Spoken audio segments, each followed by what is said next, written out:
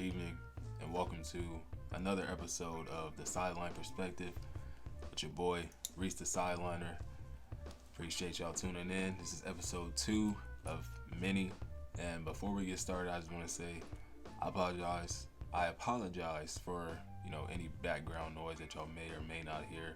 I'm not the only one home right now, so, although we are in the room, still may get some noise interference. But with that being said, if you're new around here, or if you've been around here and just you're undecided on whether or not you want to subscribe or not, let this episode, determine that for you.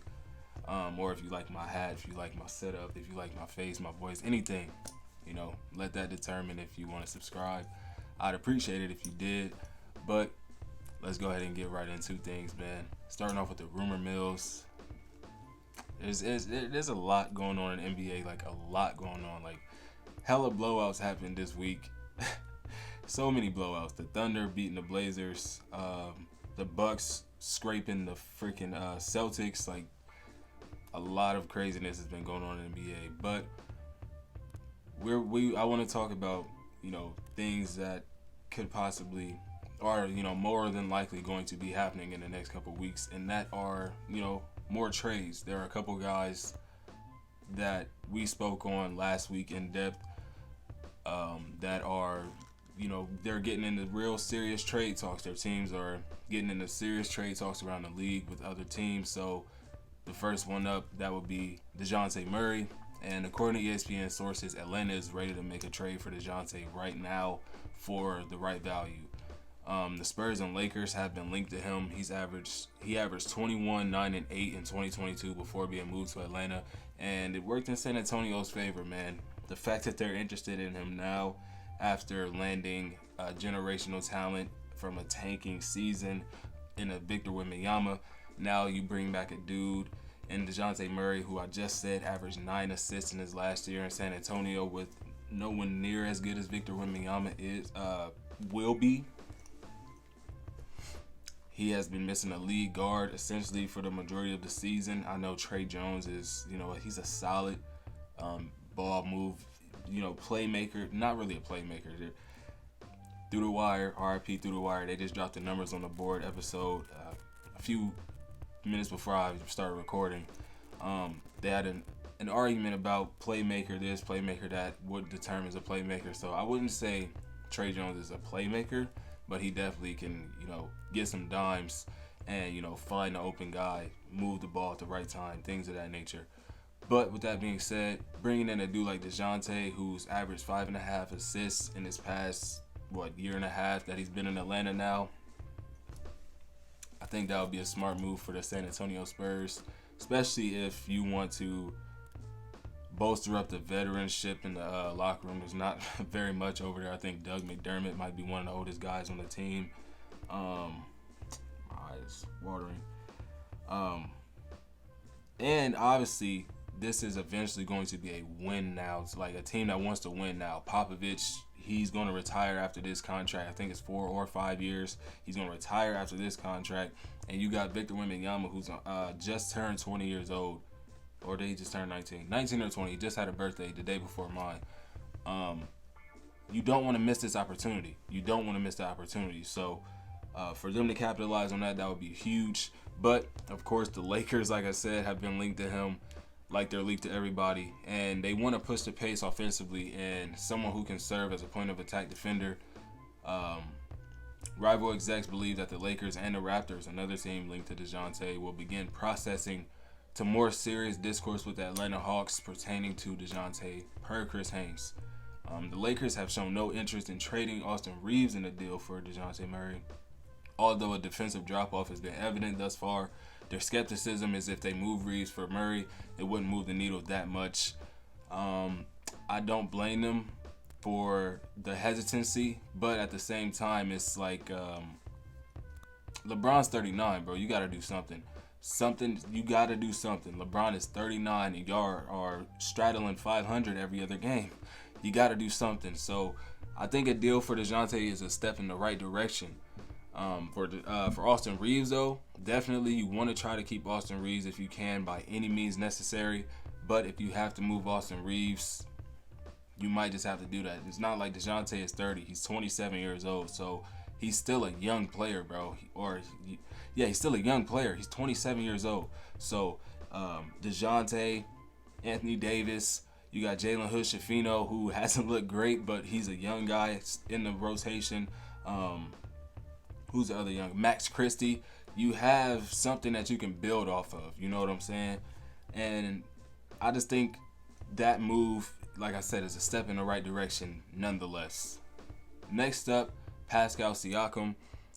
He's been linked with the Mavericks. Majority of the reports that I've seen have been the Mavericks, not really too many other teams. The Kings as well, but mostly the Mavericks. People within the organization believe Pascal could be the missing piece next to Kyrie and Luka Doncic, per Jake Fisher. I know there are absolutely people in Dallas who really think Pascal is a missing piece that will potentially pair with Luka and Kyrie, and all of a sudden you look up and the Mavs are a contending team out west. That is definitely a win-now move. He is a championship caliber player because he won in 2019. He's a championship caliber player, yes. An all-star. You know, he's always in all-star talks. He's been in trade talks for quite a while, but that's just what it is with the Raptors. That's what their organization's been since Kawhi left. They've been trying to figure it out. He is not a guy that you want to build around. As you can see in Toronto, he's not a number one option. So when you put him with the number one option and a guy that can another guy that's also a number one option, but he doesn't mind being a number two, I think that's a match made in heaven, especially when you consider his, and we're not going to get into too much because we already spoke on that last episode, but his defensive prowess and his versatility on that end of the floor, that is a huge step for the Dallas Mavericks trying to make the playoffs, who missed it by just a game last year. Although intentionally, they would have been in the play-in. You want to see this team really take that next step with a guy like Luka Doncic. You don't want to have a repeat like LeBron. You can't build a proper team around him, and now he's walking for nothing. You don't want that. Yes, Luka is signed for another couple years on his with the Dallas Mavericks, but with that being said, if y'all can't win, I'm pretty sure Luka wants to win. So something's going to have to give. Lakers versus Raptors, man. Controversy in the NBA. Nothing new, especially when it comes to the Lakers. I'm mad that I even have to talk about this. I don't have to, but I decided to. That fourth quarter, man, the Lakers shot 23 free throws, and Toronto shot just 2. And it caused an uproar on Twitter and within the Raptors organization. Here is, I'm so sorry, I do not know how to pronounce your name, brother, but his name is Sasha, the head coach of the Toronto Raptors. Here's what he had to say about that. How's possible that Scotty Barnes, who is all-star caliber player in this league, he goes every single time to the rim with force and trying to get to the rim without flopping and not trying to get foul calls. He gets 2 free throws for the whole game. How's that possible? How are you going to explain that to me? They had to win tonight? If that's the case, just let us know so we don't show up for the game. Just give them a win. But that was not fair tonight. And this is not happening first time for us. Scotty Barnes is going to be all-star. He's going to be the face of this league. And what's happening over here during whole season, I've been holding it back. It's a complete crap. My man's was definitely heated, for sure. And I felt his frustration, especially for, you know, a team like the Lakers who have 2 guys of that magnitude in the LeBron James and Anthony Davis, so they're bound to get calls. But at the same time, no, bro. 8 of those free throws came from intentional fouls. You had a flagrant foul, so that's another 2 free throws. And then on a Max Christie offensive rebound, y'all fouled him, so that's another 2 free throws, totaling 12. Y'all were in control of all of those fouls. Y'all could have avoided all 6 of those fouls or 7 of those fouls, whatever. That's where those free throws came from, brother. So you take away those 12 free throws, that puts it at an 11-2 margin for the free throw disparity. Although that does seem like a lot, y'all lost by just 1 point, man. It was a 1-point loss. So you take those 8 to 12 free points away from them, this isn't even a discussion. But I felt it was only right to speak on it because the Lakers are in such a flux. It's like either they're getting no calls, like LeBron last year getting slapped up on the wrist by Jason Tatum, or they're going to get the calls. You know what I mean? So it's the Lakers. It is what it is. In that game, though, man, Anthony Davis was a monster, bro. Season high of 41 points, and he was clutched down the stretch at the free throw line. He had all 8 of his attempts in the last 90 seconds of play. Not to mention his head-up play on defense, getting a block on Scotty Barnes, and then forcing R.J. Barrett into that moving screen. So, hold up, man. Got the right setting on my light. Hold up. Yeah, there we go. Sorry about that. Yeah, forcing RJ into that moving screen. That was a heads-up play. Not really, he didn't foresee, that way he couldn't foresee the future with that. Like LeBron would have said, like, oh, yeah, I knew that was coming. Some goofy stuff, but, yeah. It kind of looked like a flop, but at the same time, RJ was moving. He did slide into it, so that was, the heads-up aspect of it. And then speaking of RJ Barrett, man, he's looked good thus far as a Raptor, bro. Excluding last night's game against Utah where he had just 4 points on 2 of 9 shooting. His best game was in his 4th appearance in a Toronto Raptors uniform, and that was against the Golden State Warriors, where he dropped 6 assists and grabbed 6 boards. Not to mention 37 points. The man scored 37 points in his 4th game as a Toronto Raptor. He's feeling great being up there in Canada. Back home, he had 5 threes in that game. He's looking really good, man. He's averaging 19 points. He shot 65% from the game for that game, and he's really, really, really had a solid stretch. 19 points, 7 rebounds, 3 assists. My bad. I'm overstepping a little bit. Quickly, who also was a part of that trade, has had himself a really solid stretch with his new team. He's scoring about 20 a night, with 18.6. He's taking the playmaking role head on, 5.3 a game. He's had games where he's had 10 assists, 8 assists. He's 4.4 rebounds a night. The game that he had 10 assists, he only scored 9 points in a dub. But then the game prior to that, he scored 20 points and had 8 assists and they lost. So he's still trying to find that balance, but he does realize that, hey, scoring this rock ain't the only way that we can win basketball games. So how about I move the rock? I didn't know he was his vision was that high, from the passes that I've seen him make. I didn't know he had that kind of vision. But as a lead guard in a starting role, you come out of your shell, really. He was in a 6-man role with New York, so some of the stuff that he probably wanted to do, he just couldn't do because he didn't get not consistent, but the time. Like he didn't get the burn like Jalen Brunson, 40 minutes a game. So I really like that. Those two, I guess you could say, additions. Does the team is still not amazing, but they have looked pretty good with those two guys. And then moving on to some heavier news, man. It's pretty disappointing, and I just realized my camera is up a little bit too high. There we go. Yeah, it's a little bit disappointing, man. Ja Morant had to undergo season-ending. It was a long day at work, man. Season-ending surgery about a week ago for a labrum tear in his shoulder after missing the first 25 games of the season from that suspension, man. He played just 9 games this year, bro. Just 9. His first game back, he dropped 34 and hit the game winner. We oh my God. Oh my, literally holding on for dear life. Ja Morant is here. Ja Morant is back. What the hell else can he do, man? 30-11-6, 31-7-4-2, 26-10-5, 28-9-8. We're not gonna see that no more this year, man. Not from Ja. And it sucks. It really sucks, bro. I was so hyped for Ja Morant to come back, bro. And the way that he came back really just set the league on fire and he had all-star buzz. He had more all-star buzz than Devin Booker, who's been playing damn near all season. More all-star buzz than Sabonis, who is leading so many statistical categories for a big man. In the big man space. It's, oh my gosh. in just 9 games.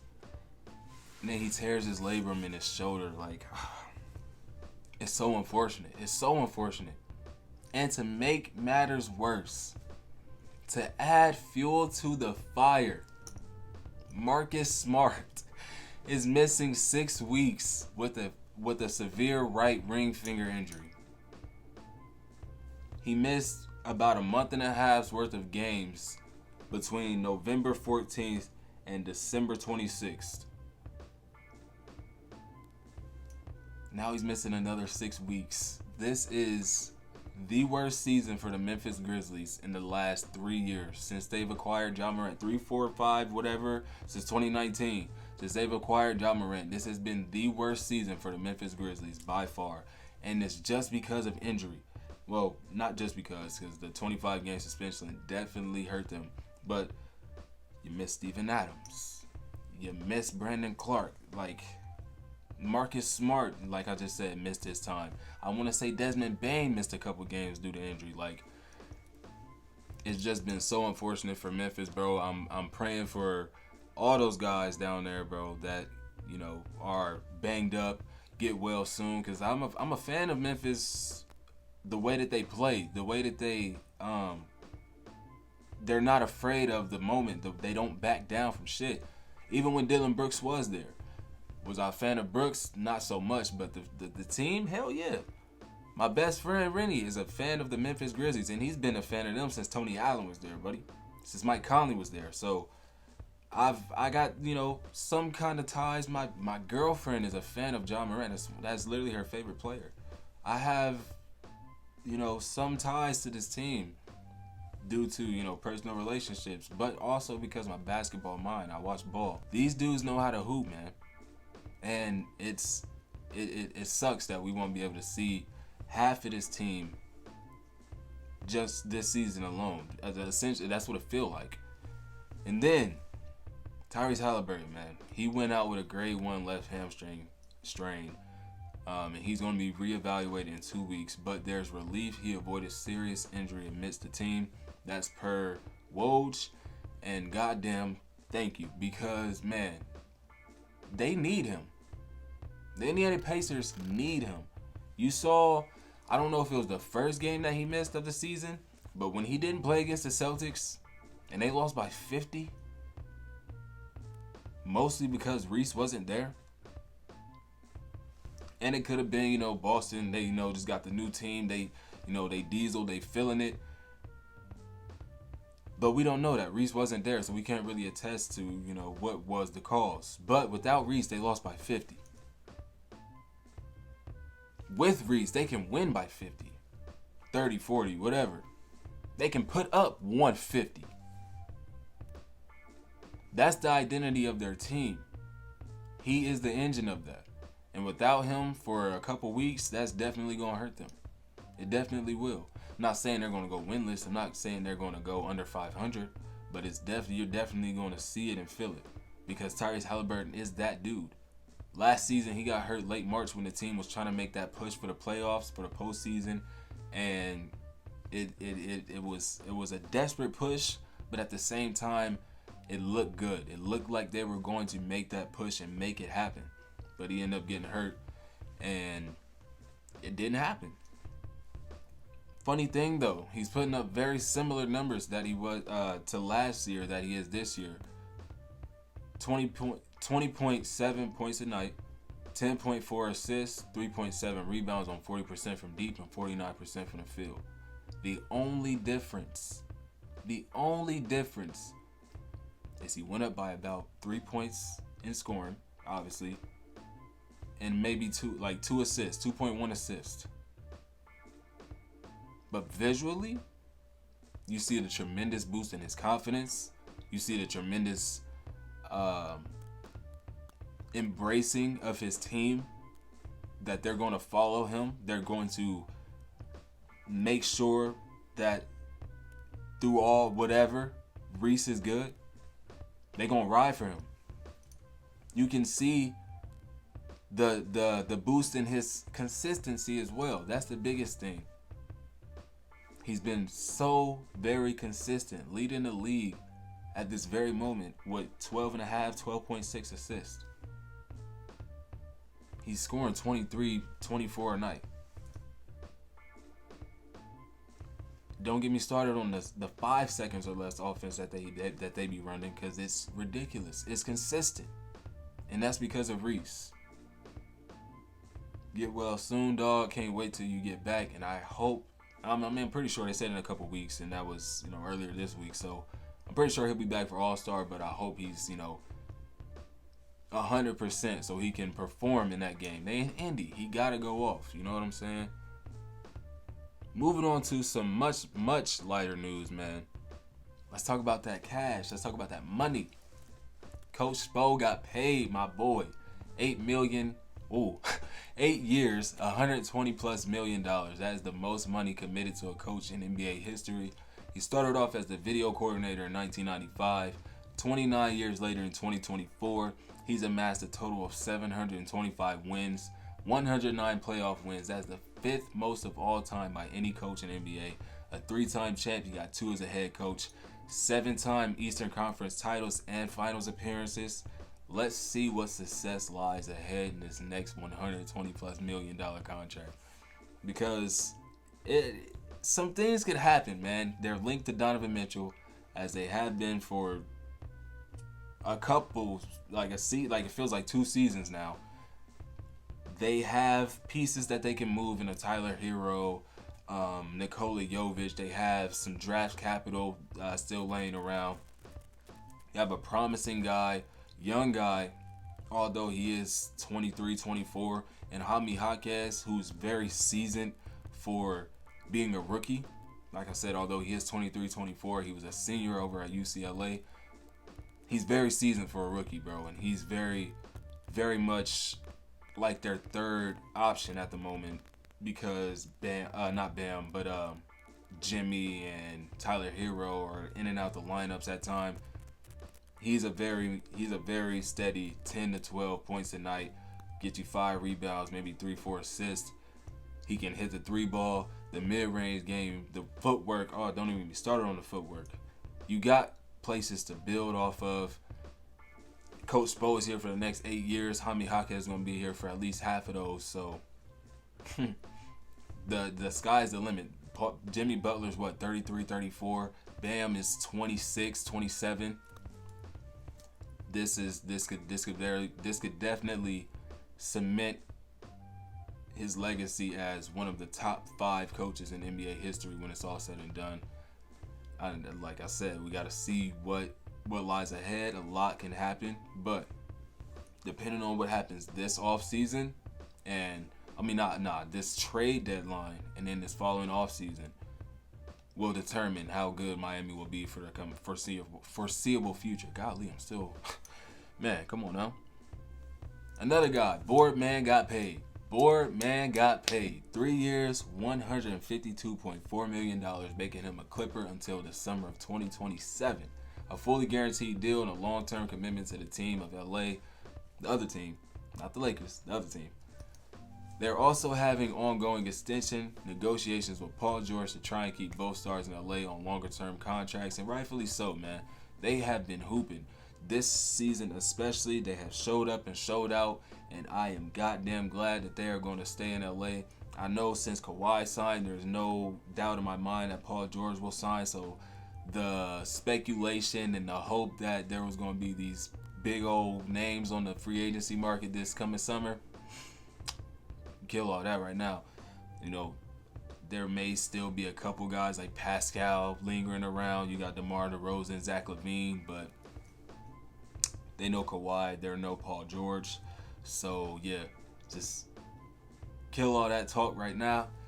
I'm happy for the Clippers, man, because like I said, they've been rolling. James Harden, like we spoke on, man, we don't even have to get into it, bro, but we will just a little bit. The Clippers with James Harden and Russ coming off the bench, with Kawhi healthy and Paul George playing the way he's been playing consistently. Kawhi's been killing it. We said that, we spoke on that last episode. Kawhi has been the engine offensively when you talk about the scoring load, but we know the system of James Harden. So I'm really, really happy that the Clippers got what they got right now, and I don't know, man. They could possibly win a championship in the next couple years. I do not know, especially with Kawhi hooping like this. Like I said, Paul George is consistently putting up 20s a night. I don't know if he's back from injury or not, but with that being said, let's move on to the Golden State Warriors, another California team. They lost Chris Paul. I want to a hand injury. Yeah, he fractured his left hand. I want to say he'll be back in 6 weeks as well. And then Draymond Green has returned from suspension, or will be returning from suspension. I don't know if he actually did yet. I'm gonna keep it G with y'all, bro. I haven't watched a lot of ball over the last week, man. I've been tired, very, very tired. I've been putting in a lot of hours at work, been putting in a lot of hours outside of work to make sure, things because I'm trying to, this is going to end up being a business, bro. This ain't just me sitting in front of a camera talking. It's going to end up being a business one day. So I'm putting in hours, I'm putting in work to make sure I can put myself in that position to be successful one day. So, yeah. I haven't watched a lot of ball, so I don't know if Draymond actually came back or not yet. But there was an article on ESPN regarding his return, and I have a couple of tidbits that I took out of there to bring to the show, man. And I thought they were interesting, bro. I thought they were pretty interesting. We're gonna start off with Draymond saying, "I've cost my team enough. I've cost his organization enough." 3.5 weeks he just did in counseling, so that was a total of 13 missed games. And he stated that he didn't touch a basketball for the first 10 days of that mandated suspension. Now, the reason I laughed is because he's 33, 34 now. The Warriors, he's been a part of the Warriors since he's been in the league. His antics have pretty much been going on since his third year, consistently. Don't even get me started on the championship runs. Don't even get me started on the Kevin Durant thing. The Jordan Poole stuff, the Sabonis, the nerd. Like, why did it take you this long to realize how much you've cost this organization, my brother? Y'all lost y'all's greatest asset outside of Kevin Durant. Y'all greatest asset was Bob Myers that y'all lost. He built near perfect teams for y'all. 73-9 before KD. What a substitute coach for the first 24 games that y'all went undefeated. Why is it just now hitting you how much you've cost this organization? Not just money, bro, from fines and things of that nature. I'm talking bosses in a Bob Myers and a Kevin Durant. Y'all lost a rising star. He was a rising star for y'all's team. He's terrible. He's atrocious this year because he's in Washington. He probably don't give a damn. A few days ago, it came out that he had the worst plus minus in the entire NBA, the negative 343. Jordan Poole. Y'all lost that for a dude that's out for 6 weeks now because he fractured his damn hand. A dude who we know, who I spoke about in a video when he got traded. Hopefully this man can stay healthy. They could be something. He's not healthy. You lost Draymond. Clay just now waking up and starting his NBA season. Steph is now going under the rock and hibernating. Like, what the heck? Man, let's get into the rest of this, man. Steve Kerr said there will be a no more buts rule for Draymond, meaning when there's an apology needed or given, there can't be an explanation that follows said apology. I don't want to hear shit Steve Kerr got to say. I'm going to be real with you because he's an enabler. He's never, ever spoke about the direct topic that Draymond Green has laid ahead of the Warriors, the direct situation, the direct problem that Draymond Green has caused for the Warriors. He watched him punch the hell out of Jordan Poole and put him to sleep.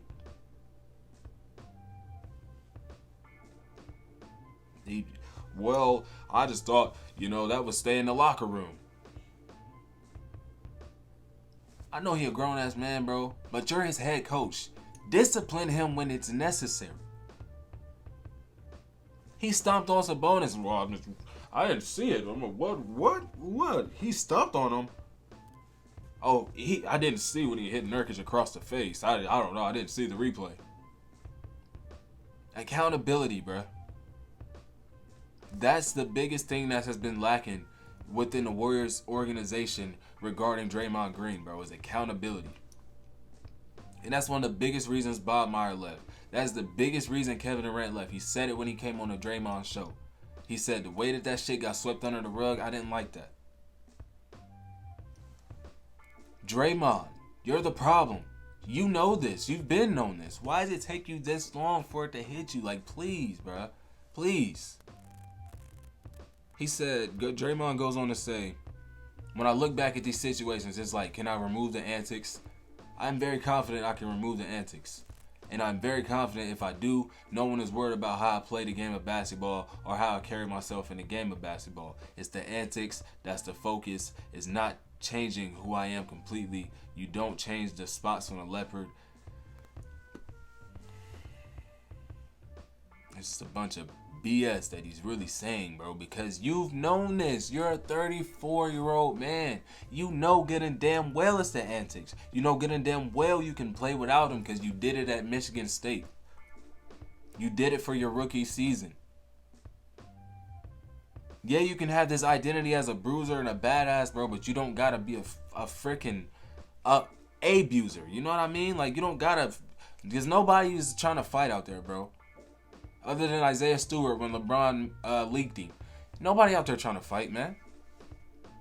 Or whoever slept Mo Wagner last year. I want to say that was Killian Hayes. Another Piston. It's funny enough.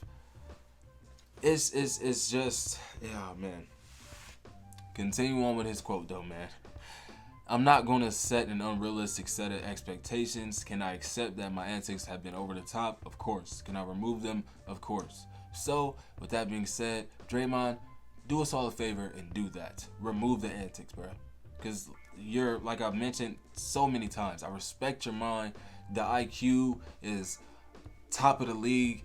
The defense that you once had is not all the way there anymore, but the defense that you once had was second to none. You should have won a couple of DPOYs, honestly.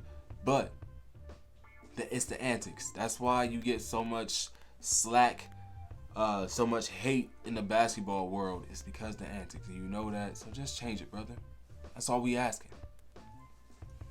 And then more for the Warriors. It's really been hell for them. Really been hell. Kuminga and Moody have spoke out in the media regarding their discontent with the organization and the misusage of their talent. Yeah, sounds about right. In the game on January 4th against the Nuggets, the Warriors were up 13 heading into the fourth quarter, and Jonathan Kuminga, who was a starter in that game, played 18 minutes, 16 points. I want to see he had 4 boards, 4 dimes, 71% efficiency from the field. He was rolling. He was hooping. Like I said, up 13 going into the fourth. No, Kuminga did not play in that fourth. He didn't touch the court at all. Not in the fourth. They lost the game by 3. You're up 13 going into the fourth. You think, we can make this a 20-piece. Probably. They lose by 3 on their home floor. In a game where one of your younger guys was on a heater. 5 of 7 from the floor, but he had 16 points. For whatever reason, Steve Kerr decided to bench him for the last 18 minutes of the game. And a day or so after the game, Shams put out an article on the situation, and in it, he wrote that Kuminga has basically lost hope in Steve Kerr, or lost faith in Steve Kerr, and no longer believes that he will allow him to reach his fullest potential. A couple days ago, Shams also reported that the mindset in Golden State right now is everyone but Steph Curry is on the table.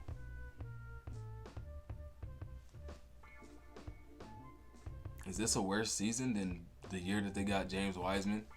Or the year that they tanked for James Wiseman? Not really tanked, but no Steph, no Clay for the whole year. I want to say Draymond ended up not playing majority of that year, so that was really just D'Angelo Russell. They had, 15 wins? Is this a worse year than that? Even though they're going to win more than 15? They have won more than 15, I want to say. It's just, they dismantled the foundation of the team the day that Kevin Durant left. They won another championship. The day Bob Myers left. The day Jordan Poole got slept. Because that was before Bob Myers left. The day Jordan Poole took a nap at practice because his teammate decided to hit him. You know what I mean? So, maybe we see some shakeup with the Warriors. Another report came out that they're looking for a 7-footer that can score the ball. I don't know, bro. We'll see what the hell goes on with Golden State, man. But to close it out, man, shorter episode. These are going to be pretty much the length of these episodes, about 35-40 minutes. Wemby is the youngest center in NBA history to record a triple-double. Albeit against the Detroit Pistons, the man got it. He got it. 16 points, 12 rebounds, 10 assists, 0 turnovers. In a game where 7 of his teammates scored 11 or more points, and Blake Wesley was nearly there with 9.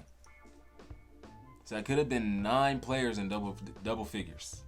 Malachi Branham had 7. If he hit another 3, a couple more baskets, he has double. That's 10 of your guys in double figures. Like I said, it's the Pistons, the worst team in NBA history up to this point. But he got a triple-double. And it wasn't just him getting a triple-double, man. He threw, in transition, he threw a between-the-legs pass between Bogdanovich to a slashing Justin Champagnie for a basket. He's got the post up in the mid-post at the free throw line. Jeremy Sohan's cutting. Sohan, I really do not know how to pronounce it. Forgive me. No look behind the back. Dime. Like, it's so refreshing to see a guy be able to really, like, impress me on a night-to-night basis, bro. Like, yeah, LeBron James, Kyrie Irving with his handle. You got Luka Doncic with the triple-doubles. You got Jokic as a center with the triple-doubles. Joel Embiid with his 50 points. Devin Booker, 70. Donovan Mitchell, 71, which I was there for. This guy, 71. Damian Lillard. You know, those are impressive, bro. But on a night-to-night basis, he's 7'5" with shoes on. And he's 19, 20 years old. And he's doing what he's doing, bro. It's immaculate, bro. It's something that I will take pride in telling my kids that I got to witness in person. Not the triple-double, of course. I didn't see that. But January 7th, I was in Cleveland. I saw my boy hoop. Y'all saw the vlog. So I'm very impressed with Victor Wembanyama. I also got to witness Donovan Mitchell 71. I've said it numerous times on this channel, on this show. I brought it to the show now. So yeah, I have footage of it. If you don't believe me. Nah, but anyway, we would have some Thunder talk. I guess I could have fit it in. I just thought with all the stuff that I had on my list, that this would be another hour-long show, but it turns out it's going to be less than 40 minutes, so I should have even put it in here, but I will say, I definitely could, and I definitely should, because we are ranked number 1 in Bleacher Report's power rankings, bro. But I don't want to make it longer than it already is. It's well after 5 o'clock right now. By the time this comes out, it might be 7:30, 8 o'clock.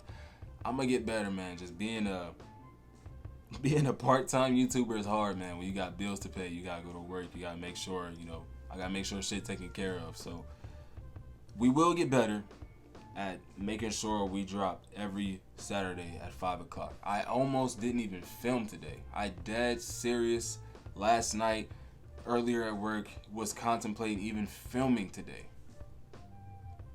And it's my second show. Just because I felt like, one, like I said, I didn't watch enough ball. so I didn't think I would know what I was really saying or doing on this show. And 2, I figured because I got off at 3 today, I wouldn't have enough time to finish my research, film, and edit and post all before 5. So I will make sure that this coming Saturday we are posted by at the least 6 p.m. But with that being said, man, I'm your host, Reese the Sideliner. Make sure you subscribe to the channel if you enjoyed the show. We got plenty more where that came from. We got gaming coming up, man. I got UFC not too long ago. You see the PS5 right there. UFC, God of War, Ragnarok DLC, we still got that coming. NBA 2K, that's always going to be there. And then, Spider-Man DLC is supposed to be coming. So if you enjoy gaming, this isn't just a basketball channel. It's oriented, yes, a basketball-oriented channel for sure. But we do gaming. We're going to have some... I have another channel where I do interviews. I do a lot of stuff, bro. But with that being said, I appreciate y'all tuning in to the second episode of the Sideline Perspective. Tell your friend to tell a friend to tell a friend. We out of here. I'm gonna catch y'all.